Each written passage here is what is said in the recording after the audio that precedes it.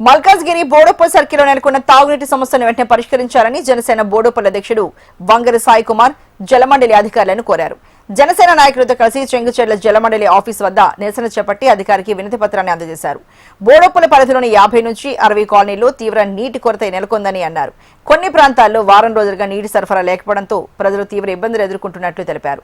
ప్రజలకు తాగునీరు అందేలా చర్యలు తీసుకోవాలని సీఎం రేవంత్ రెడ్డి, స్థానిక ఎమ్మెల్యే మల్లారెడ్డి ఈ సమస్యపై ప్రత్యేక దృష్టిని సారించాలని డిమాండ్ చేశారు. ఈ రోజు చూసుకుంటే బోడుప్పల్లో ప్రతి కాలనీలో కూడా నీటి సమస్య ప్రతి ఒక్కరికి కూడా ఉన్నది. ప్రజలు బోడుప్పల్లో నీటి సమస్యతోని చాలా ఇబ్బందికి గురవుతున్నటువంటి పరిస్థితి కూడా మనందరం కూడా చూస్తున్నాం.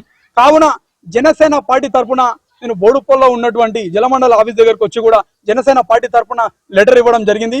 ఇక్కడ సార్ కూడా మాకు సానుకూలంగా స్పందించి ఈ సమస్యను కూడా మేము అతి తొందరగా పరిశీలిస్తా అని చెప్పి కూడా చెప్పడం జరిగింది. నేను ఏమంటున్నానంటే ఈరోజు జనసేన పార్టీ తరఫున కాంగ్రెస్ పార్టీ ప్రభుత్వాన్ని రేవంత్ రెడ్డి గారిని సూటిగా వారికి నేను ఈరోజు క్వశ్చన్ ఏదలుచుకున్నాను. గత బోడుప్పల్ అనేది గ్రామ పంచాయతీ ఉన్నప్పుడే